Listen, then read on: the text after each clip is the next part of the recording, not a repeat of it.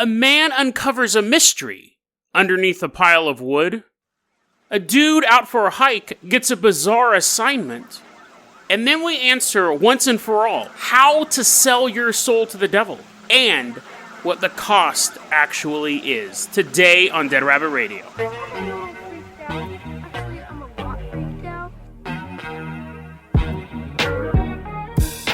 Hey everyone, welcome back to another episode of Dead Rabbit Radio. I'm your host, Jason Carpenter. I'm having a great day. I hope you guys are having a great day too. We got a ton of stuff to cover, so we're going to get this party started.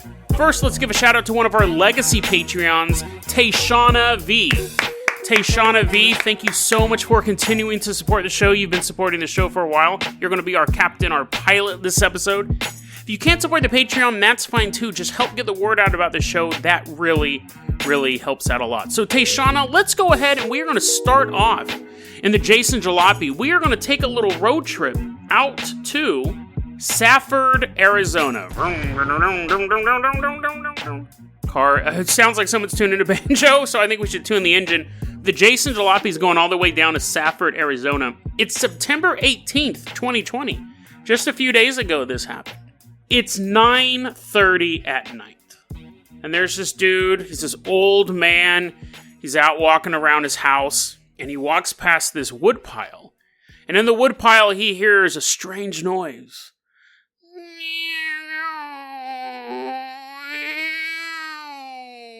He's like, what? That's weird. It sounds like an adult man trying to imitate a baby and a cat at the same time.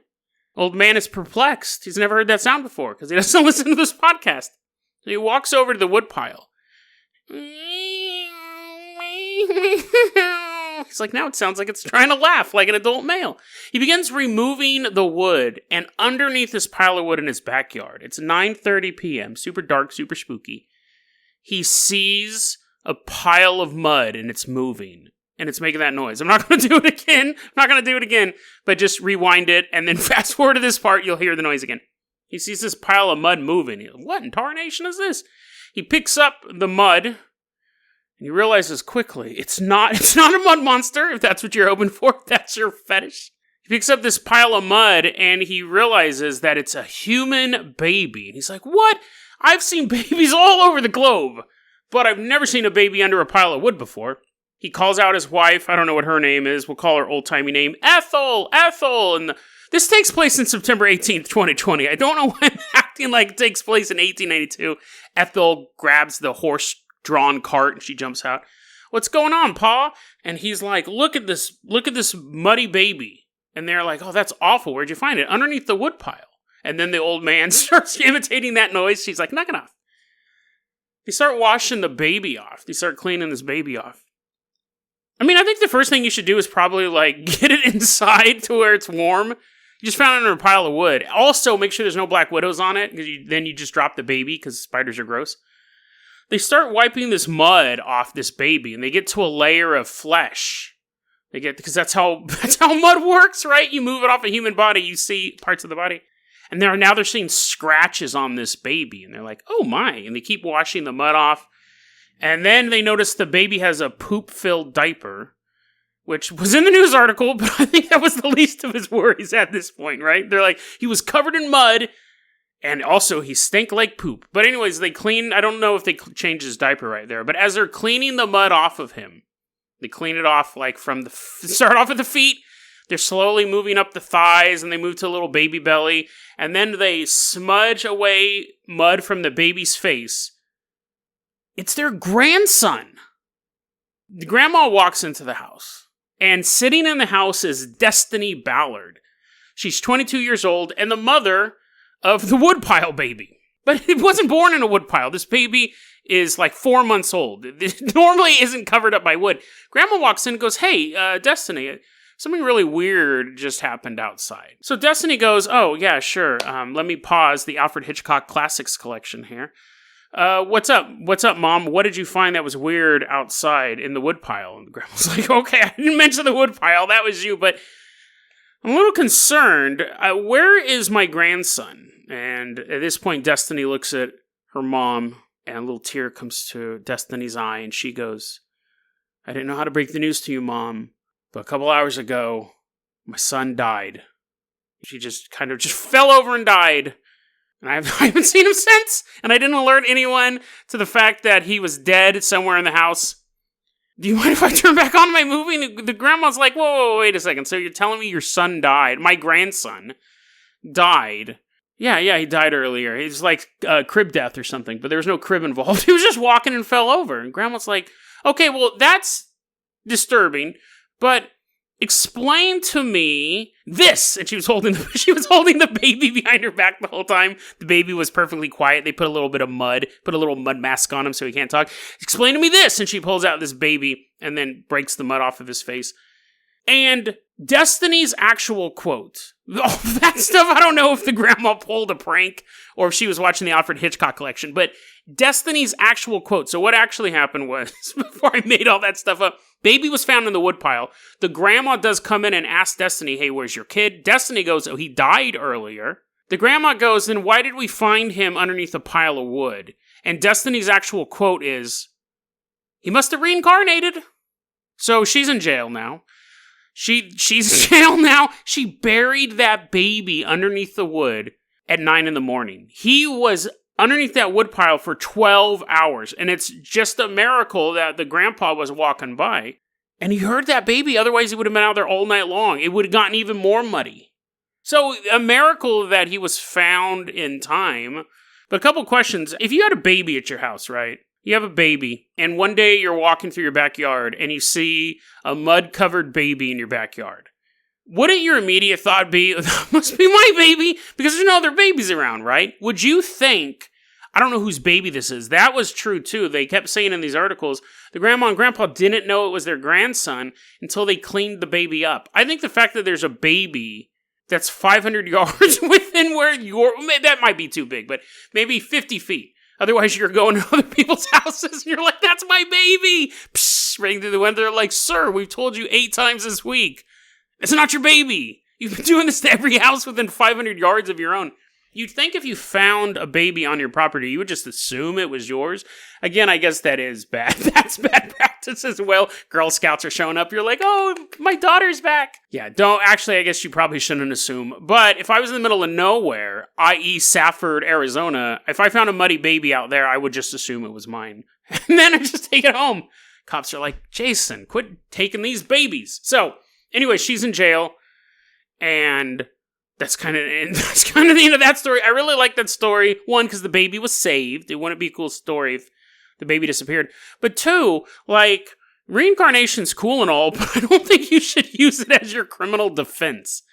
I don't think you could be in court saying, sir, my wife, I know she's missing. She's been missing for several days. But it was spontaneous human combustion, sir. You see that big burn in the middle of the floor? That smells like lighter fluid, and I own a lighter fluid distribution company. Coincidence, she was just walking through the house, and then she just kind of blew up and just disappeared. You won't find any evidence whatsoever. Don't use supernatural. I'm actually, now that I'm thinking about that, it would be interesting to find out. I wonder if anyone has ever, in a defense case, like a criminal defense case, cited missing 411, which is that conspiracy theory that the national parks, they have some sort of goblin running around in it, or the theories are all different. Sometimes it's Bigfoot, sometimes it's like some monster running around, sometimes it's like camouflage U.S. soldiers, sometimes it's none of those, just some other weird thing somebody made up. But I wonder if anyone has ever said, Your Honor, the reason why my wife is missing is because she went into a time vortex and never came out. And that may actually be true, right? Like, she's like, bye, honey, I'm off to... Like, at that point, would anyone believe you that wife that you were having, like, marital problems with just happened to slip into the 9th dimension right before the divorce? Like, I wonder if anyone's ever used that. I don't think so. And if they did, it didn't work. I don't think any judge would be like, I'll allow that. I'll allow the 9th dimension defense. That's a lot of precedent for that one.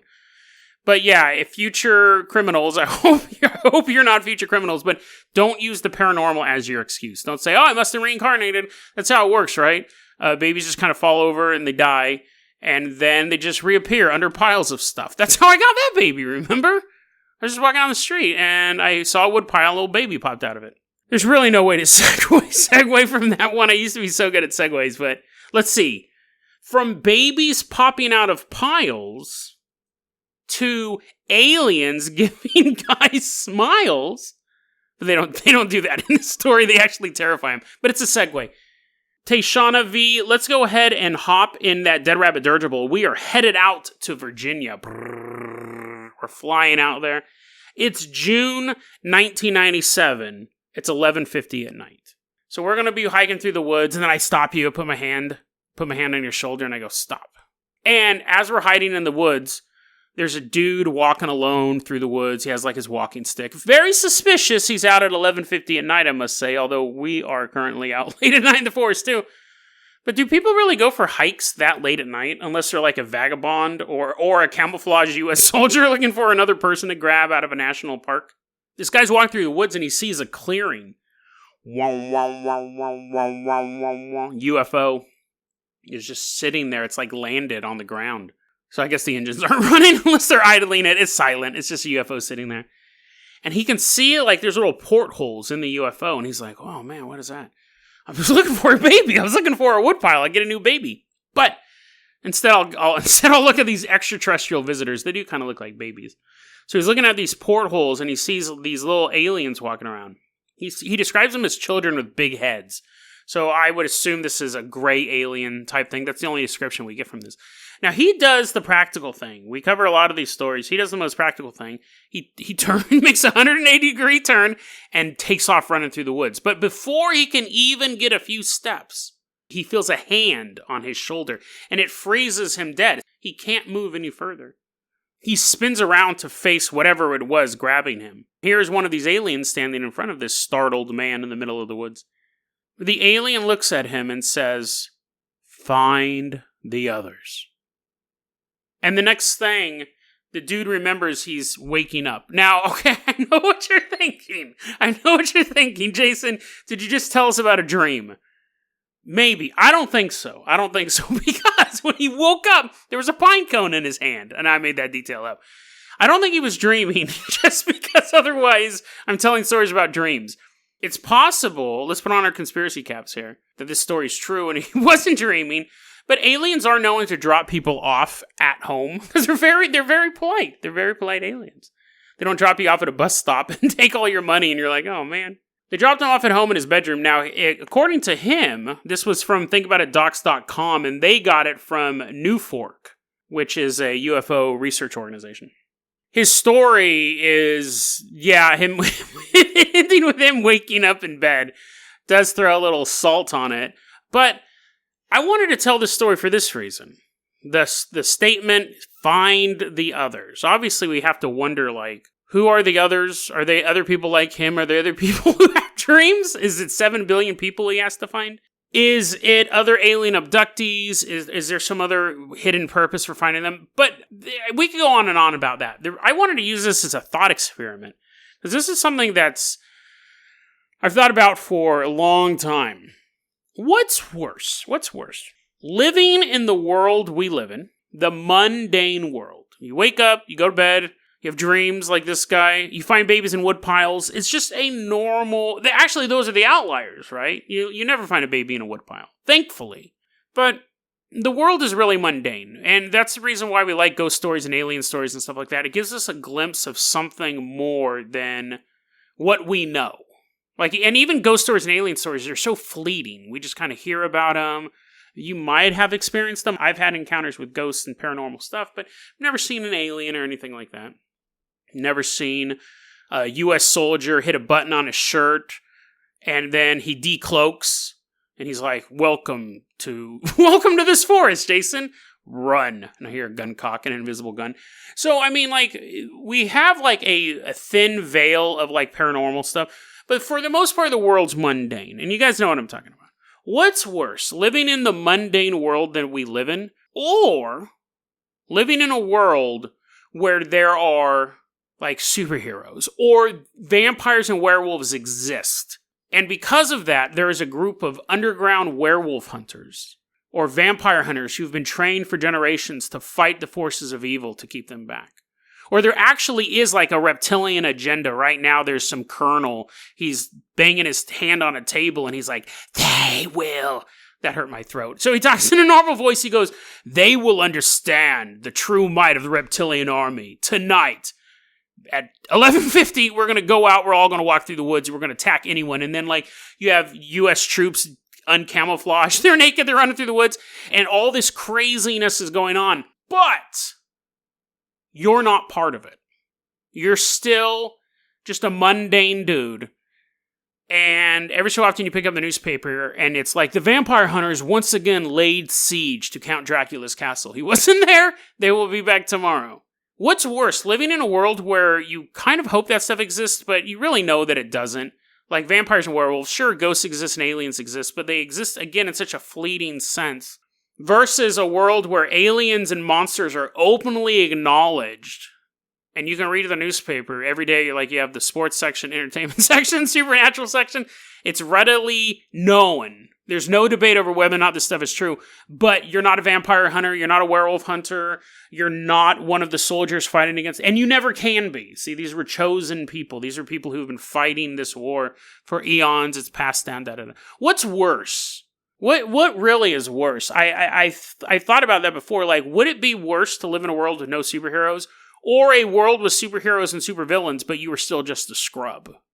On the one hand, it would be cool to know that that stuff is real and to, like, look out your window and Iron Man's flying by and you're like, what are you flying by my window for? Go to New York, stop a bank robbery or something.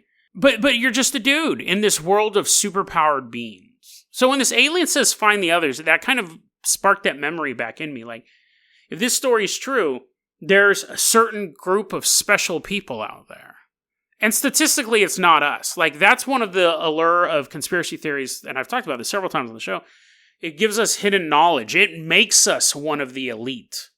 It gives us this knowledge that normal people don't have. That's why conspiracy theories attract a lot of people. And that's why they are across age ranges, they are across political spectrums. It doesn't matter what culture you're from. There are conspiracy theories that they're very, very attractive. It makes us feel elite, but most of them are just bunk, right? Most of them are made up to swindle people out of money or to swindle people out of emotional energy. But what would be worse? That's my question for you. Would it be better that this guy had a dream and there are no find the others? That there's not a special amount, the few of us that the aliens have a vested interest in? Or would you like to live in a world where that is the case, where there's 1,000 people out of a population of 7 billion who actually have a galactic fate that will someday stand on the bow of a spaceship going, I'm king of the world, as they slowly suffocate. They're like, oh, great, now we gotta go find another other. But yeah, what would be worse for you? What would be worse for you? I honestly don't have an answer for that. I don't know. I actually kind of like life. I kind of like the world now, but at the same time, it would be pretty awesome if every so often I turn on the news, there's a giant robot just kicking buildings down the street. Not in my hometown, right? Not in my hometown. Like, you're just like, oh, once again, in Safford, Arizona, the woodpile, a bunch of babies form a giant baby. They have to bury it under a bunch of wood, cut down the whole Amazon rainforest. I kind of like that superhero world, or that world where there's like these councils that have been set up, but I would feel really left out if I wasn't one of the chosen, right? If I saw a bunch of people flying around, I'd feel pretty left out. I mean, it's okay if they're on an airplane. I'm not shaking my fist at a Cessna. But if I saw, like, if they were superheroes, I'd be like, oh, great, now I feel even more worthless. I mean, I don't feel worthless now, but I would feel worthless if everyone was flying around and I couldn't. So, Tayshana, let's call in that Carpenter copter. We're going to leave behind this guy in the woods. He's like, no, help me serve my purpose. You can figure it out yourself, bro. I wonder if he's found the others by now. That story took place in 1997. Well, I guess we could ask him, but we're leaving. He's like, no, I have all the answers, everything you need to know. We're flying away. Tayshana, bring that Carpenter copter nice and high. We are headed out to the middle of nowhere. So let's sit down on some rocks here. We're going to enjoy the view out there. And I want to talk to you about selling your soul. Now, I'm not buying it. I'm not trying to convince you on this. We've talked about this a couple times on the show, and I thought, let's really dive into this one. I've kind of mentioned it here and there, and I've done stories about people selling their souls and what that could mean. It means you're selling out and stuff like that. But I thought, let's actually talk about, is it possible to sell your soul? It's a very, very big topic. And what's shocking is there is no real information on the internet on how to do it. And you go, Jason, there's not a lot of information on how to build a transformer online because you can't do it. It's fake. But there's not a lot of even fake information about it, which is interesting. Now, you have those websites that are dedicated and they'll show like the sigil for the like Balberith or Azeroth or whatever, these demons, and they say you draw this on the ground and your voice gets really creepy and low. And then you do this enchantment, and then some dude shows up, and if you don't have all this stuff right, he's going to like beat the crap out of you. But if you do all this stuff right, that thin line of salt will keep this demon that's been around since before the Big Bang. But you can't walk past sodium. That's just the way it works. And he'll tell you questions. No. Anyone can do that. He'll answer your questions or give you untold riches or make you a great warrior and stuff like that. There's ton of resources on that. But the colloquialism, selling your soul to the devil. I kept looking this up, and there was basically two answers that popped up all the time. One, you can't sell your soul to the devil, because devil doesn't exist. I saw that a lot of time. If I'm Googling how to sell your soul to the devil, I'm not going to Rational Wiki. Like, you fine, whatever, but that's just a trite answer. You're taking up bandwidth. So one, you can't do it because he doesn't exist. Two, you can't do it because your soul is not yours to sell. It's God's. And three, you can sell your soul to the devil. Here's a story about Robert Taylor, I think it was. He was Robert Johnson, sorry, I looked back over my notes. He was a blues player, and there's a famous story where he went to the crossroads, and he wanted to be the best blues musician around, and this big black dude shows up, and takes Robert Johnson's guitar and tunes it and plays a couple notes, gives it back to Robert Johnson, and then he was the best blues player ever. And he wrote songs about the hellhounds were coming for him and don't go to the crossroads, this guy might get you. He wrote songs about selling his soul, and he ended up dying, I think, at 27. He was one of the members of the 27 Club, which is famous musicians dying at the age of 27. There's far more famous musicians that have lived past the age of 27 versus what is it, 7? They're up to 7 or 8 now. I mean, none of the Beatles died at 27, right? But anyways, so I mean, that's pick and choose. I don't believe that there's the 27 Club, but you'll find that story a lot. And what's interesting is that story is not really considered to be him selling his soul to the devil. People say that he was practicing hoodoo, because that wasn't the devil. It was just some dude or some spirit that showed up. And they say, well, he told that story, but they were saying he traded his soul for the fame. But there was none of that interaction in that story, right? It's just a guy, he's handing the guitar. There's no signing contract. When we think of selling your soul to the devil, we think of, you are saying, for X on earth, you can have my soul for eternity in hell. And I thought, why isn't there any way on how to do this? I had a couple different thoughts. I go, one, where did this story come from? Stories just don't spring up out of nowhere. But where does the story come from of being able to sell your soul to the devil? Because that's very, very common in Illuminati theory, which is people who believe the Illuminati's taken over the world, or these crazy cults that are focused on world domination. You have that going on, and then you also have Lady Gaga or Maroon 5, or it's funny, it's never your favorite musician, right? It's the other people that you don't like. You're like, oh man, Eminem sold his soul to the devil, but Tech 9, that guy's on the level. That guy who talks about chopping people up and put him in the trunk of his car, he would never sell his soul. It's always the musician you don't like. Adele totally sold her soul to the devil. Tori Amos, on the other hand, so that's always this weird glitch to it. Other people can be famous, but because you like them, they're not part of this group. But the idea is they become famous because they sold their soul to the devil in exchange for riches. What's interesting is you never, at least I haven't, you hear about people selling their souls mostly to make it in the music industry. Then every so often you'll hear about actors selling their souls to make it in the film industry, but it's not as common. Think about it. Whenever you hear about those, oh, look at this Illuminati rituals in this music video, it's always music. How come you never hear it with athletes? I mean, I think I know the answer, but you don't. I can't think of a time I've ever heard, and one of you guys may be able to figure one out, but even then it'd be like one or two. When I look at Michael Jordan, he is not me. I can honestly say that he is a better basketball player than I am without even knowing he could play basketball. His size alone, I just go, oh, you're 6'1,000"? You must be great at basketball. So even without knowing they're an athlete. You can physically tell. Same thing with any sort of like defensive lineman. You're not going to be like, oh, you must be great at tennis. They're like, what? There's a physical, I can physically look at you and go, you're perfectly built for your level of sport. And I'm not. So the story doesn't make sense. If people started saying Michael Jordan sold his soul to be the best basketball player ever, you'd be like, that and genetics. Like, did he sell his soul in the womb? Did he sell his soul when he was a zygote floating around in his mom? Because he was genetically bred. He was just giant man. But I said I would tell you how to sell your soul to the devil, and I will. I will tell you how to sell your soul to the devil. So here we go. Get a pen and paper, because here we go, guys. The answer was in front of us all along. If you ever want to know how to sell your soul to the devil, the answer was in front of us all along. I'm sure you can find early versions of people selling their souls to some sort of pagan god or something like that in like ancient Mesopotamia. But when we think about the devil as a character really was introduced, his first co-starring role was the Bible. And in the Bible, there is a deal with the devil. And it actually tells us how to do it. Jesus at one point goes, you know what? I gotta do some stuff. I gotta do some spiritual stuff. Disciples, you hang out here. I'm going to fast for 40 days and 40 nights. I'm going to eat nothing. When I come back, we're going to change the world. And they're like doing bro fists and stuff like that. He's like, yeah. Judas is standing in a line. Jesus is like, okay, this is the last bro fist, Judas. You better not trick me again. Judas is like, what? No, never, dude. So he's doing the bro fist with crossed fingers. Jesus is like, oh, great. It sucks knowing the future.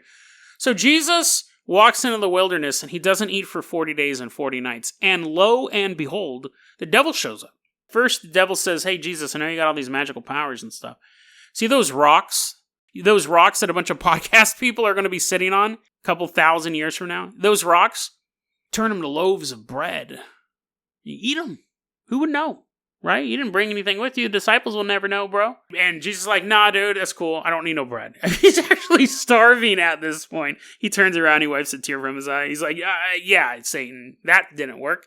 And then Satan goes, okay, you didn't fall for the bread trick. That was my number one trick. That was my ace in the hole. Let's see, what else can I do? What else can I come up with? How about this? See that cliff? Jump off of it. Because you know and I know that God won't let you die. You are God. You're part of this Trinity thing, this new thing he's trying to finagle into the world. So jump off that, a bunch of angels will show up, bro. Now that's kind of a dumb one, right? Because he's still starving to death. He's like, if there's like a jelly bean factory at the bottom of the cliff, I might. But he says no, because we're actually told not to test God. Like, you are right. If I jumped off that cliff, a bunch of angels would show up and save me. But we shouldn't test God. And then Satan tries to make a deal with Jesus, which is the same deal that Rihanna and Lady Gaga and Eminem and all these other people have supposedly taken. The devil goes, look out into the wilderness, and you see those cities out there, those sparkling cities, the empires of man. I will give them to you, and you will be their king. All you have to do is bow before me. The main scope of the deal was, I will give you everything if you acknowledge me as king. And Jesus doesn't do that. He walks back and he tells the disciples, it's go time. And can I have some spaghetti? Can I eat something? Can somebody invent spaghetti? Thank you. So there it is, actually. I honestly think, this is what's so funny about this, I think that is how you make a deal with the devil. The first point of it is, you have to contact him. And there is no legitimate spell that I've ever seen to contact Lucifer. Even those huge, and someone could point that I'm wrong on this, but even those huge lists of like all the demons you can work sigils with, they'll have like Beelzebub, they'll have all these other things. But actually, and even that stuff is like he'll show up and help you find lost pocket watches. Like those demons have the weirdest traits possible. They have these weird superpowers that no one would ever want to use. They'll help you draw an atlas. I just Google Earth that. So, I mean, sure, it might have been awesome in 1588, but not anymore. I hope they updated their stuff. But an actual deal with the devil, the idea of selling your soul for all the riches in the world, that idea. And there are some demons that will give you money, but again, This idea of what I'm talking about specifically, selling your soul for the devil, I think, according to this part of the scripture, you have to go 40 days without eating. And that's brilliant. That's brilliant, because I'm going to tell you guys this. If you're thinking about making a deal with the devil, what you're really looking for is a shortcut to success. A deal with the devil, whether it's figurative, like you're selling out to be a better musician, you used to be a R&B star, but then someone told you need to get fake boobs and a big butt and change it up to hip-hop. That's selling your soul, you're selling your original vision, and it gets you to success faster. This is the same thing. In a literal selling your soul to the devil, you go, I could work really hard all these years, try to make it as a musician, it's not guaranteed, or I can sell my soul to the devil and become successful tomorrow. But it's a cheat, right? And if the cheat requires you to go 40 days without eating, no one would do it.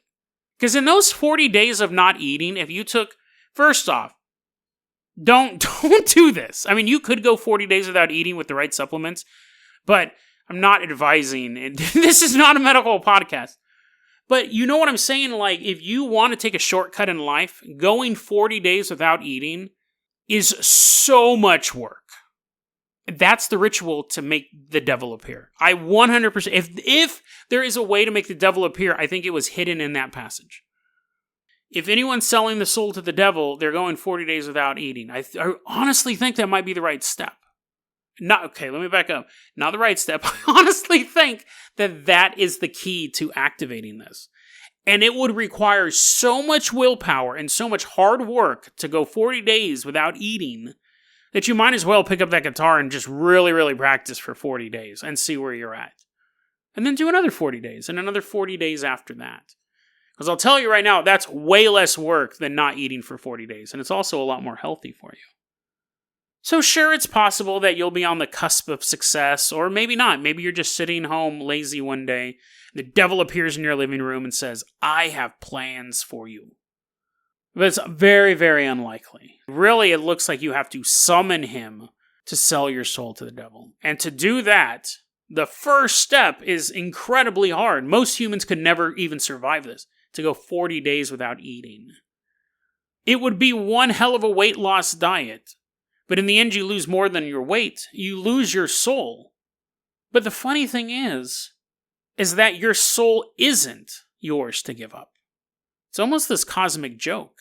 Because you can sell your soul to the devil and become rich and famous and repent, right? That's always the out clause. Then you pray to God and you're like, give me my soul back. And God's like, sends down Michael, his bouncer, his official bouncer. He goes down, he's beating up demons, grabs the contract. That's the logic, right? You could sell your soul to the devil, get everything you wanted, and then just convert to the religion of your choice. That's always that out clause. But you know what's funny? I've actually done a ton of research. I cannot fit it all into this episode, but I've been researching how to sell your soul to the devil for years, for almost over a decade. I might actually do another episode about other theories involving it, but I wanted to touch on this one here. But the interesting story is I've read a lot about people who've sold their soul to the devil, who they believe literally sold their soul to the devil. They never revealed how they invoked him. They'd always talk about this, and they would say, that was my plan, was to convert at the ending. But I had done so much evil after I sold my soul to the devil. I did so much evil. I hurt so many people that I never would have hurt before. I did disgusting things to truly innocent people. That the last thing I could think of was getting on my knees and praying to God, asking him to forgive me. A disgusting piece of garbage. I betrayed him for material gain. It's been 30 years. I've done horrible things. And I know if I humbled myself before God, everything would go back to normal. Like, the sins that I had committed would be there, and the people that I had hurt would carry those scars, but I would be washed in the glory of God. But they never do. That act is so humbling. And you have smashed up your parents' house, slaughtered the dog, killed the neighbors. Then you walk up to your parents and you hold out blood-stained hands and go, I'm so sorry. The shame is so great that they can never walk back to their parents. They just walk out into the wilderness. That's the greatest trick, really. You sell something you don't own, and you're prompted to do horrible things to keep your level of success. And the longer you're successful, the more horrible things you have to do. And at any point in time, you can stop, turn around, and ask for forgiveness. And that is actually the hardest thing to do. You can be forgiven, but you have to ask for it. You can be forgiven for your sins. And even though that thought may be terrifying to you, the fact that you will have to humble yourself and fall on your knees once again and pray for peace in your heart, as scary as that thought is, it's much more terrifying to be under the thumb of a being that gave you a few decades of riches for a soul that will last until the end of endless time.